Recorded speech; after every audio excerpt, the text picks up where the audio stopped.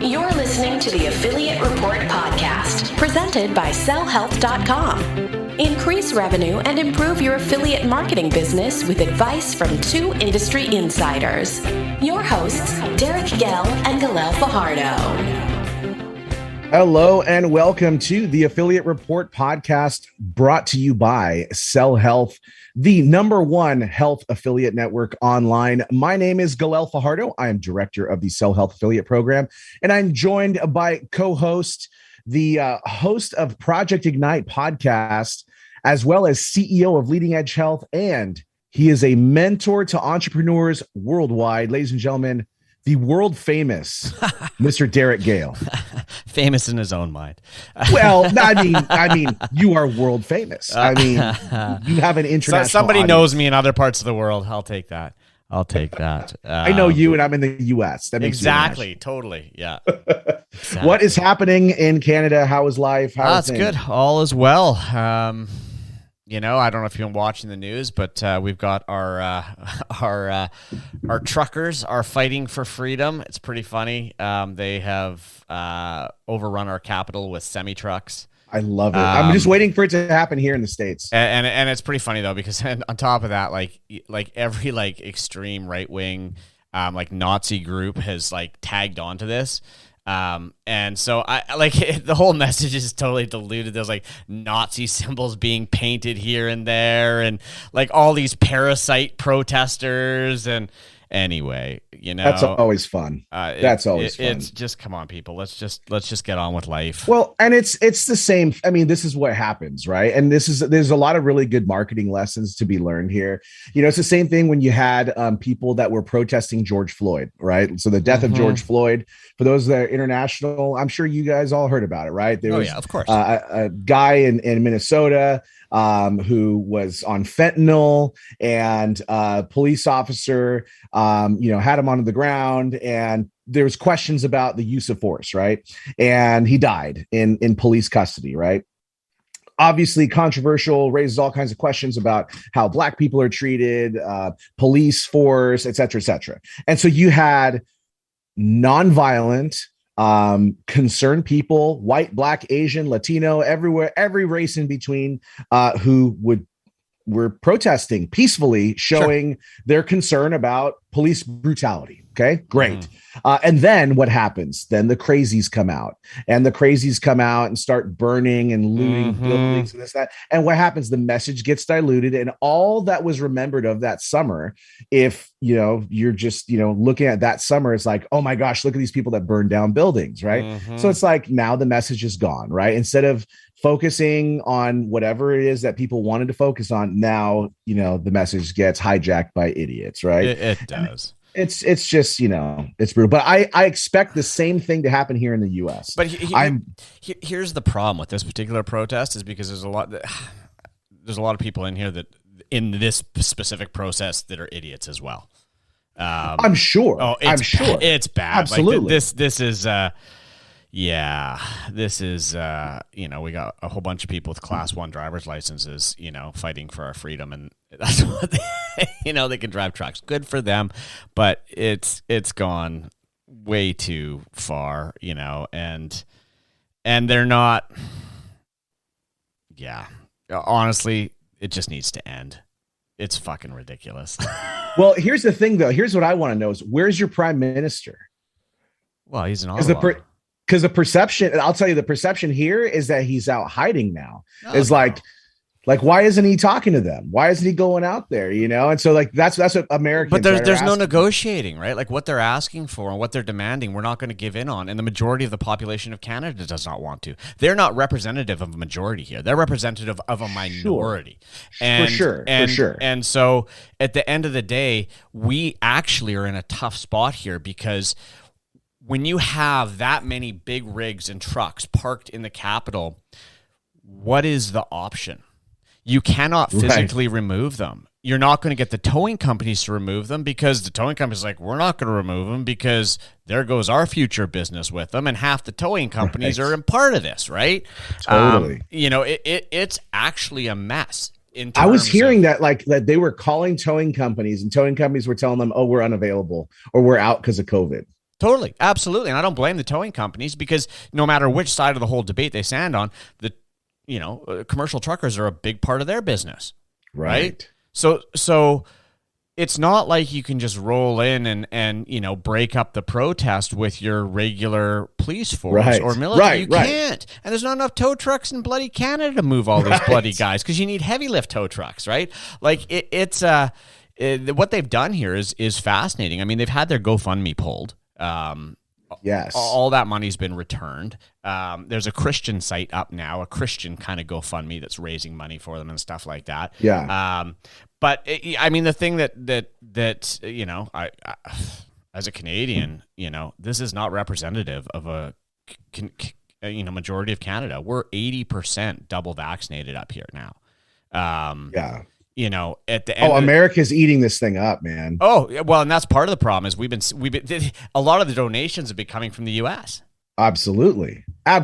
Yeah. And now, so for me, like, I'll tell you, like, I am all about peaceful protests, right? All about peaceful protests. Mm-hmm. And as I've said many, many times, and you and I disagree on this, and we've talked about this off the air and on the air, I am very against mandates for COVID vaccines. Mm-hmm. And so I'm like all about, I'm like, this is great. Peaceful protest, like great, allow people to speak up, whatever. Right.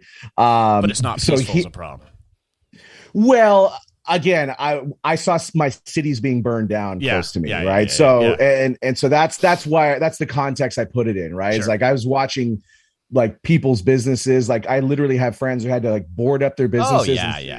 Latino owned company, please do not burn down. Yeah. Right. Yeah. So then when I see a bunch of truckers honking their horns in Ottawa, and then also, this is the funny thing, is social media, like, nobody can ever say anything because of social media, because they're just going to take your words that you said in the past and put them right in your face. Yeah. Right. So like Trudeau talking about, oh, well, I am a big supporter of people peacefully protesting and allowing their voices to be heard. And I'm, your body is your body and you should have the right to do what you want with your body, like 10 years ago. And then flashing all that now, and people are like, oh my God, where do I give money? Right. And so you got all these people that are like, oh yeah, I got to support the truckers, got to pay for gas for truckers. Right. Yeah. So it's just, it's very entertaining. I'm not living in Quebec, so obviously I don't have Ottawa.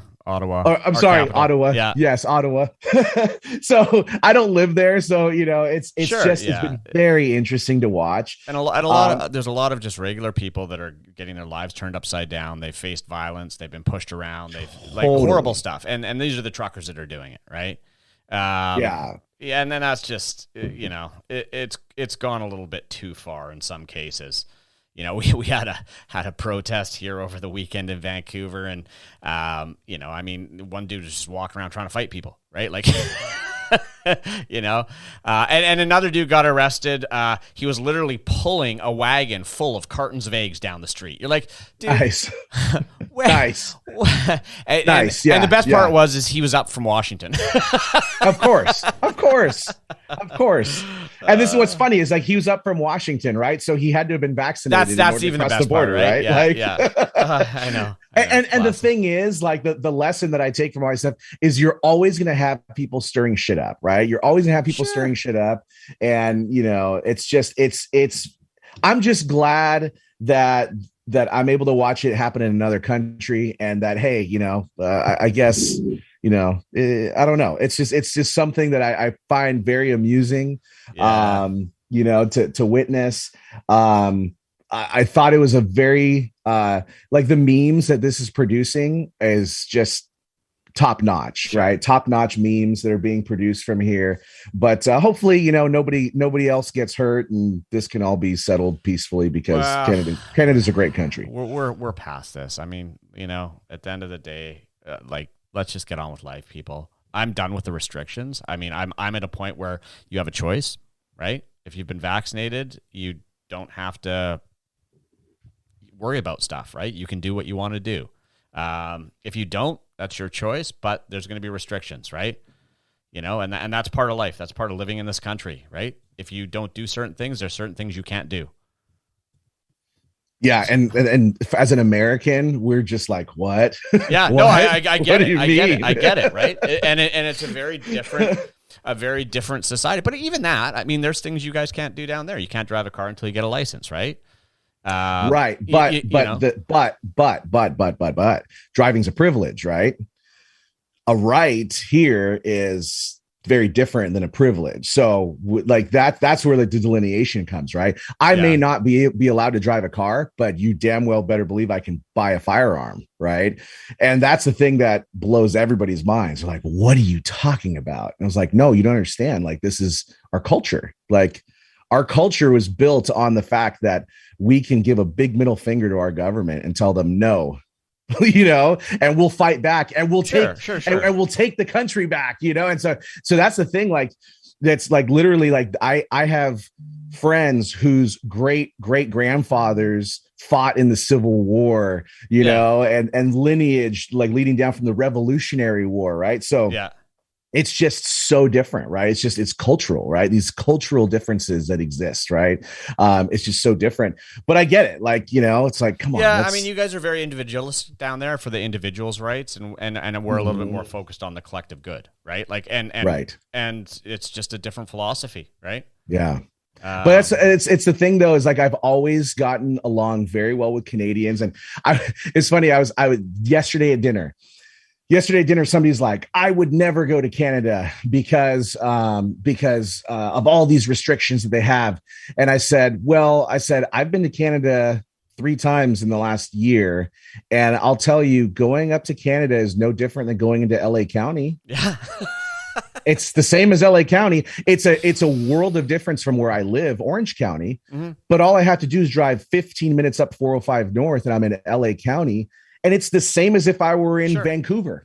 Yeah. It's no different, right? And so that's the thing. It's like, here in the US, it's fascinating. You drive just a few miles and it's a totally different world. And so I was explaining to somebody, let me tell you, like, I have my things that I disagree with in general, as far as Canadian philosophy, let's call it. Sure. Certain things. Okay. But I was like, let me tell you how I felt in Canada. I said, I felt very safe. It was clean. The people are phenomenal. I have not met a Canadian yet in my time that is not friendly and welcoming and kind and looks out for other people, And so I was like, I really like Canadians. Now, I wouldn't move there, right? But it's a great country, right? So, and this is coming from me, Mr. Right Wing, totally. Libertarian, right? I think Canada's a great country. And so, but you literally drive up 10 minutes north and you're in what would be Canada. Exactly. Look, at the end of the day too, you can't judge a population by their politics, right? Absolutely. And that's it. Like, to say, I disagree with, I mean, I'm left, you're right. We know that. And I'm Canadian. Of course I'm going to be more left than you are. Right. Absolutely. And I'm a little more left in Canada. Right. Our right people are sort of your centrists. Right. Yes. That is 100% correct. Yes. Yes. But it's funny how we've gotten to a time where politics has become so polarizing that, it determines who you can actually. It's so sad, Derek. Yeah. I find it so sad. And you and I have talked politics so many times off the air. I remember sitting in your car, like waiting for the ferry, and you and I were talking political stuff. And at no time did either one of us get upset or pissed, because we're just having a conversation. Yeah. And I'm asking you, well, what are your thoughts on this? And I'm like, oh, well, yeah, I disagree because of this. And you're like, oh, yeah, well, but have you thought about this way? And it's just like, I miss those types of conversations with people where people join a team and they literally cannot separate because of that team that they think that they're a part of. And, having worked in politics for many years, like during college and post-college and stuff, one of the things I would tell and remind our audience listening to this is, at the end of the day, most politicians, left, right, center, they really don't care about you very much. They care about themselves. And because they are building a career for themselves, right? It's a career. And, I look at politicians, and it was very telling. And I was sharing it with friends of all political viewpoints. They were showing the top members of Congress here in the United States, the largest stock portfolio gains in Congress. Okay. And, any, I think, lay person would be like, oh, well, obviously it's the Republicans because the Republicans are the greedy capitalists. At the top of the list was a Democrat and a Republican. Yeah, totally. It's like everybody's looking out for their own interest, right? Totally. Absolutely 110%. And it's time to, I think, get past COVID, put politics aside. I hope whoever follows Biden is less polarizing in terms of kind of reuniting a little bit down there. Yeah, that's a whole other discussion for a different time. I don't know, because it's so weird, right? So Trump was very polarizing of people. You have people that love Trump, you have people that just absolutely hated him, and Biden, you've got people that just loathe him because he's not Trump, but then you have people that are just like, yeah, well, I voted for him because he wasn't Trump. And now they're like, now I'm kind of concerned that the nuclear arsenal is in the hands of somebody who doesn't know what day of the week it is. Look, but that's what I'm saying. I don't think you don't need a Biden. I hope you don't get a Trump. From my perspective, I hope you get somebody that's a little bit more balanced in their approach, and get whatever side they're on can reach across the aisle and reunite a little bit. I mean, yeah, that'll be, it's almost like going to need to take an actor or somebody that has some kind of appeal outside of politics, right? Mm-hmm. Like, I think, and the last person to truly do that was like Bill Clinton in 92. Mm-hmm. Okay. So Bill Clinton, because he was part of a coalition called, I think it was like the New Democrats or Democratic Leadership Council, something like that, which was like Southern states. So he was governor of Arkansas. So he was conservative, like more conservative for a Democrat. Right. Mm-hmm. And because of that, he was more palpable for people. Yeah. Bush was, obviously like director of the CIA and was all about, like wartime hero, right? All this stuff. And then you've got a big segment of the right wing that's like anti-war. Like I have become way more anti-war in my older age as I've seen friends that have come back from the military and realized maybe we shouldn't be the world's police, right? And so Clinton was one of those. And then before that was like 84 with Reagan, who big Southern states. He was an actor, right? Yeah, and he was like all about like, oh, well, geez, Yeah. So I don't know, man. Maybe it's like Dwayne Johnson, The Rock, who ends up like running for president. And that's what I'm saying. There is people out there that they're going to sit on one side or another, but they can have a broader appeal. I don't think we have to go to such extremes. Right. And I hope so. I hope so. We'll see. There's a lot of people, like a lot of talk that I don't know how much longer this United States experiment's going to work out. Maybe we just need to have different countries. So that's the grumbling that I hear from people left, right, and center. Right? That's not going to happen, though. That's just not going to happen. That would dilute the power globally so massively. And it goes back to, I think it was in the 90s when Quebec tried to separate. Right. There was a vote. Quebec wanted out, and they voted. Really? Oh yeah. But at the end of the day, it was like, okay, where are you going to go? What currency? Well, we'll still use your currency. We'll so you're not really separate. Like, come on, right? You want your cake and eat it too, right? Yeah, right. Oh man. Thankfully, we have another few more years to deal with this, but yeah, I don't know, man. It'll be interesting. Maybe the Canada and US will just merge together. We'll give California to Canada, and then take New York. Yeah, we'll take California. That'd be cool. That'd be good. But yeah, if you separated, you're going to be stuck in a blue country. Well, that's the thing. It's like we have to move. Like, I'm out. Peace. I gotta go. I'm going to Texas. I'm going to Florida, man. Florida. You kidding me? I'm going to Florida. No state income tax and beaches. I'm all about it. Classic. Yes. 1 second. All right. Okay. Well, enough about politics. Let's get into today's topic. Yes. So we've caught up the world on our geopolitical issues in Canada and the U.S. And now I think we should talk about how people can change their own financial world by how to sell better online. And Derek, you and I talked about this. As the CEO of a company that employs affiliate marketing to drive traffic, what is one of the biggest mistakes that you see affiliates making when it comes to promoting offers and being unsuccessful?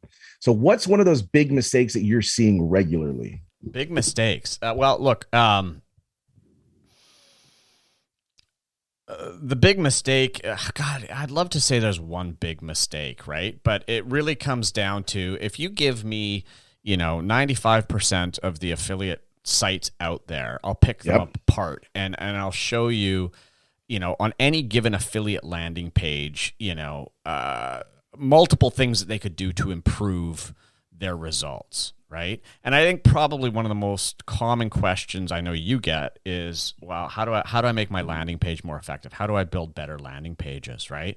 And not to give it all away, but I mean, we're working right now on a brand new affiliate training platform called the Affiliate Underground. And for those of you who want to get a little early notice when it goes live, probably in about 60 days, you can go to affiliateunderground.com right now, and there's a little opt-in there so you can get on the early notification list when this goes live. And, one of the segments that I've been working on, the curriculum and training for, and we'll be working on a lot this week, is landing page optimization for affiliates.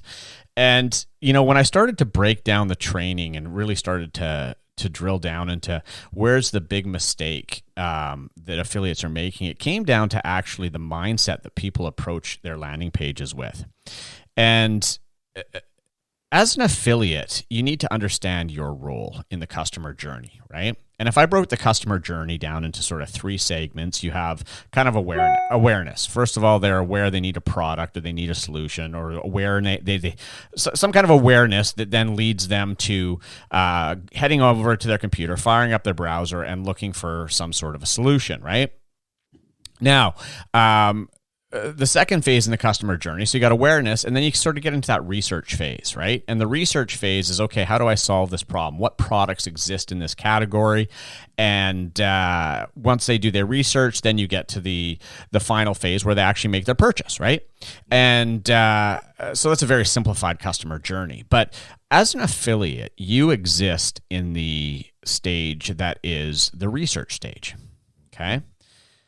You're inserting yourself into the customer journey when somebody goes online and says, hey, I'm looking for the best iPhone charger, I'm looking for the best weight loss supplement, or I'm looking for, the best whatever, or I could be actually searching for, a brand. I want to, for example, our HGH releaser Gen F20, somebody could be searching for Gen F20 plus reviews, right? Before I buy it, I want to hear what people say about it, right? So they're doing research. And you as the affiliate are inserting yourself into the customer journey at that research phase by providing them with the information they're looking for to help them make the decision. So if I had to summarize this, your goal on your landing page is to pre-sell people, okay, to warm them up. So that doesn't mean you have to go through every single feature and benefit and stuff like that. That's not what they're looking for. They're not looking for a direct sales page for that product. They can find that on the merchant site. What they're looking for is a third-party endorsement, a third-party recommendation, something that says, hey, this product is okay to buy and here's why, okay? So this now brings you to an affiliate landing page, right? So on an affiliate landing page, I was just brainstorming before, what are the key elements that I think need to exist on an affiliate landing page if you want to make them successful? And, what I would suggest you do, the best way I think to use this specific episode is to, bullet point these down and then go back to your own affiliate landing pages and say, okay, what am I missing there? Right? What am I missing that's not, that I could potentially add into my landing pages or review pages or pre-sale pages or whatever you want to call them to, turn more of the people that are coming into those pages into sales, to get them through, to click through to the merchant and actually purchase the product that you're endorsing, recommending as an affiliate. So here they are. Okay, first and foremost, headline. Now, in terms of a headline on any landing page, your goal is to tell people and convince people to stay, right? Now, here's the beauty of affiliate landing pages is it's very easy to write headlines for, because whenever I'm writing a headline, my goal is to write a headline that's going to be congruent with the needs of the person visiting, right? So if somebody searched, Gen F20 Plus review and they landed on my page, I want a headline that says, here's an expert review of Gen F20 Plus, or here's the 5 reasons why I think Gen F20 Plus is the best HGH releaser, right? That tells people immediately, great, I'm looking for a review. This is a review, right? Now, if you're doing a comparison page, which is very common with affiliates, and somebody search what's the best HGH releaser, you might have a headline that says, here's the top 10 HGH releasers for 2020. Right? Or 2021 or 20, whatever freaking year we're in. And so now what's that headline telling them? Here's exactly what you're going to get. It's what you're looking for, right? So it's a bit of a different headline strategy in terms of normally I'd be like, okay, we need something that's really specific, benefit driven, how much, how long, how to lose 10 pounds in 30 days type thing, right? That kind of a headline that really captures people's attention. But with the affiliate, if people are hitting your page, they know what they're looking for. They're either looking for comparisons, they're looking for reviews, and you want your headline to reflect that. So that's number one. Headline's key. Next, credibility, right? Why should they listen to you? And there's sort of 2 factors here, and I'll pair them together, actually, and that's credibility and trust, right? So they're out there, and they're searching for information on a specific product or product category to help them make a better decision. Why would you be someone that they should trust? Why would they trust your opinion, right? So you need to build that credibility and build that trust. Hi, I'm so-and-so. Here's my experience. Here's how I've used these products. Here's why you should listen to me, right? You don't have to write a freaking book about it, but you need to tell people why you are qualified to review these products and why they should listen to you, right? And then trust. Why should they trust you? And, with affiliate stuff, I land on so many affiliate pages that are very cold. They don't have any personality there. They don't have any, they're just straight up text and stock images. And, if you really want to build trust with people, make it human, right? Hi, I'm Derek, and I review these products because I went through this, this scenario, this problem, and I ended up trying all these ones, and here's my favorites, blah, blah, blah. A little bit of a story about me, and have a picture of me. Have a picture of me holding a couple of the products, right? Well, you know what that does? That humanizes and goes, this is a real person. This wasn't just some article that was, paid, somebody overseas that hacked out just another piece of content for SEO purposes. This is actually a real person behind it, right? So once you hit that credibility and people go, okay, they see the headline, they go, yeah, okay, this is what I want.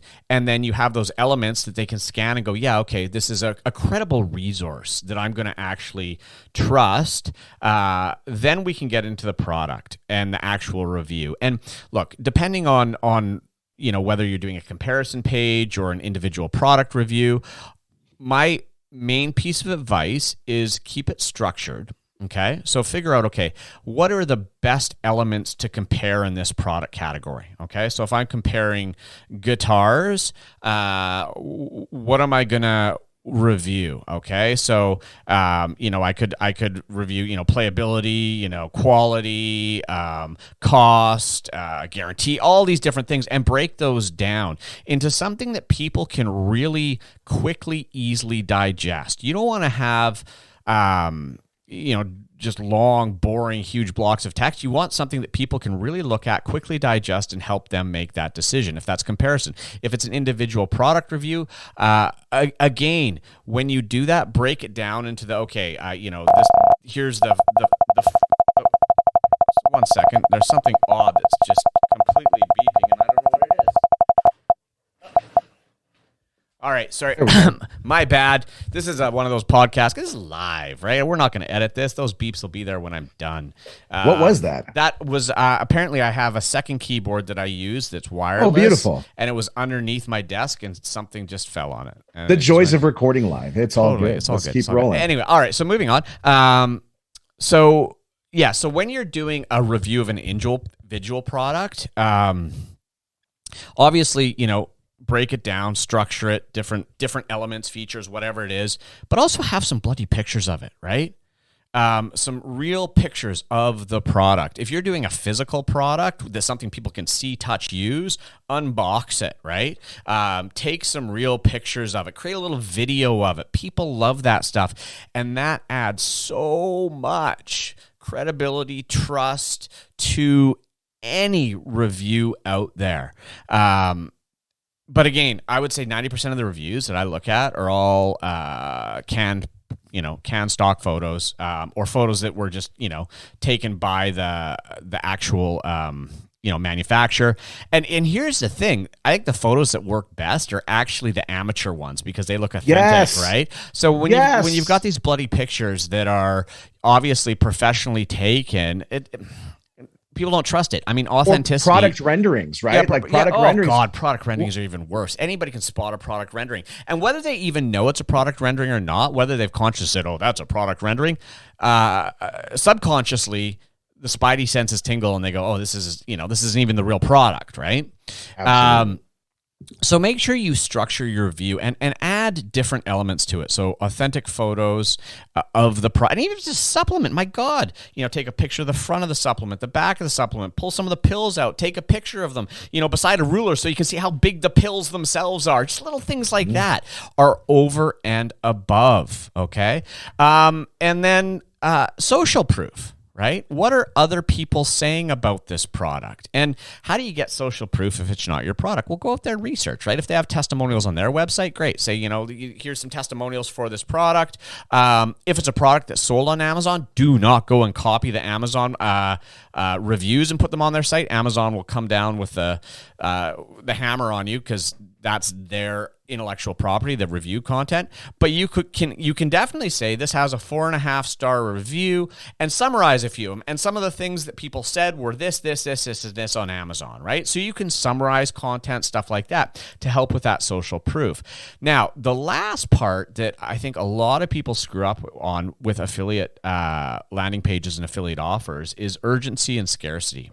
And I get it. It's hard because it's not your product, right? Scarcity, urgency. What I know after selling online for 20 years, and it's even more important today than it was 20 years ago, if you don't give people a reason why they need to take action today, then they will put it off. And if they put it off, there's a good chance it'll never happen. So how do you create that urgency for people to act? Well, I mean, you could do scarcity. You could maybe reach out to a merchant and get lots of affiliate programs have coupon codes that you can offer, right? So you could have a expiring coupon code, good for the next, 72 hours, or you could add value on your own. Say, hey, go buy this product, and when you do, send me an email with your order confirmation and I'll send you this additional bonus, right? And what could you send them? Send them an ebook, send them some kind of information that helps them with the product that they just purchased, right? But add additional value to motivate them to click that link and purchase through your link. And again, scarcity, urgency, any way that you can create that and motivate people to take action sooner than later is going to get you a far, far, far, far greater result. In fact, I'll give you a little example. If I go back a decade ago and even longer, if I did a webinar or a special offer or something like that, and I said, okay, for the next 3 days or the next 4 days, it's X price and you get these bonuses, blah, blah, blah, blah, blah.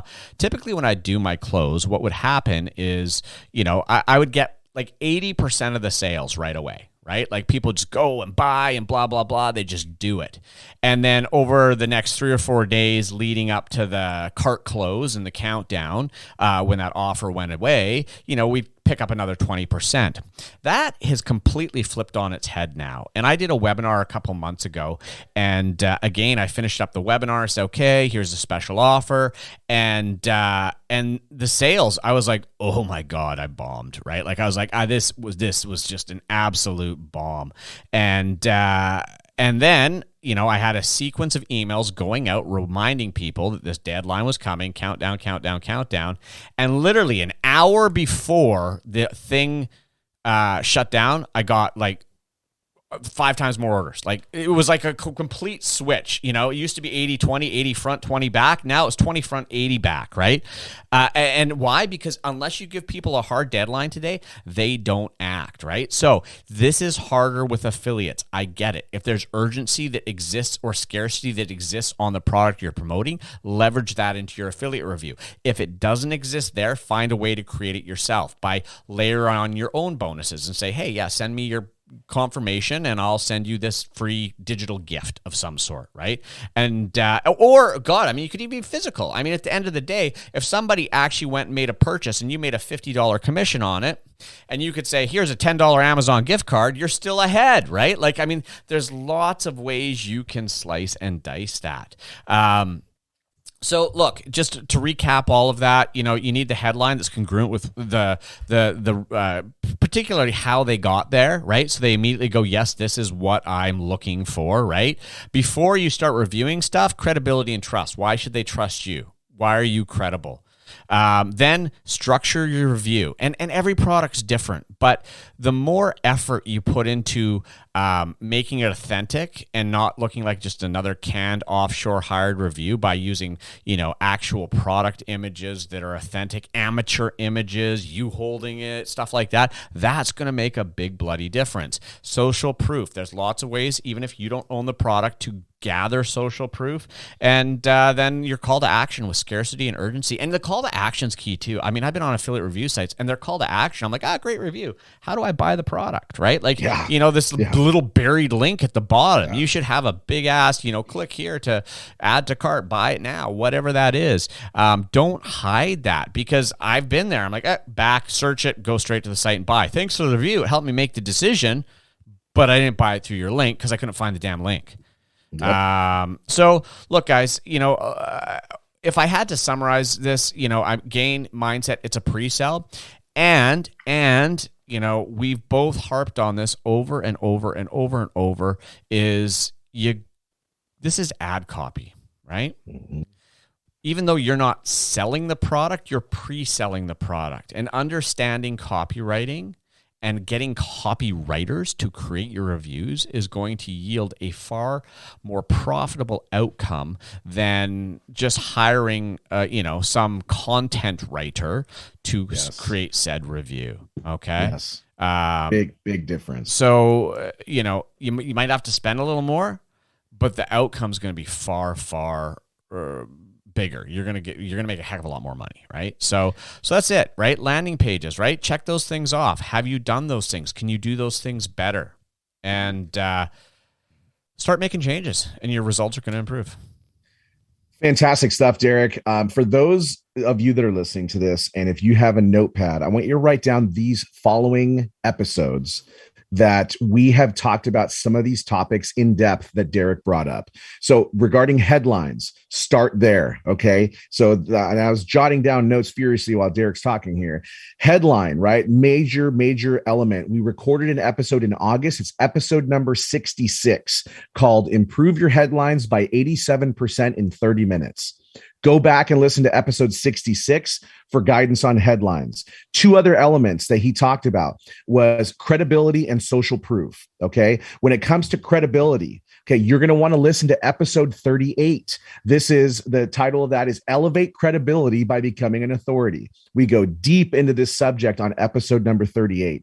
And lastly, episode number 54 was the title was Using Social Proof Effectively. So here, these are massive elements that Derek has talked about that you need in your landing pages that are going to help you sell better.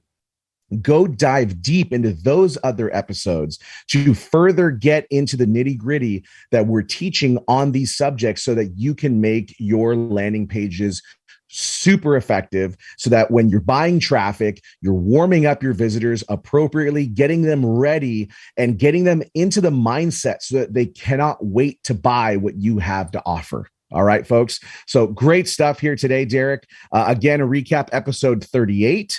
episode 54, episode 66. Dive into those so you can get your headlines dialed in, your credibility, your social proof, and drive that urgency and scarcity so we can start getting some sales.